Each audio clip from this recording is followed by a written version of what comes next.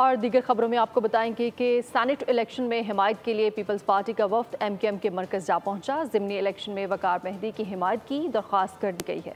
رہنما M Q M Pakistan Farooq Sattar نے کہا کہ انتخابی ملاقاتوں سے ہٹ کر عوامی فلاح کے کاموں پر بھی توجہ دینی چاہیے۔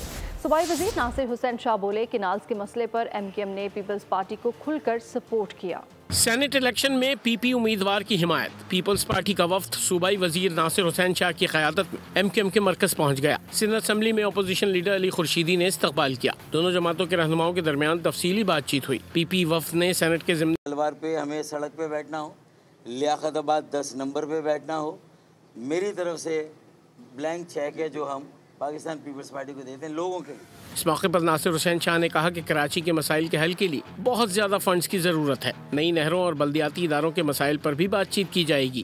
کراچی میں مکمل طور پر بہتری کے لیے بہت زیادہ فنڈز کی ضرورت ہے۔ کراچی ریڑھ کی ہڈی رکھتا ہے تو وفاق کی طرف سے بہت بڑا اسپیشل پیکج آئے۔ یہ 10-15 ارب سے کراچی میں کیا ہوگا؟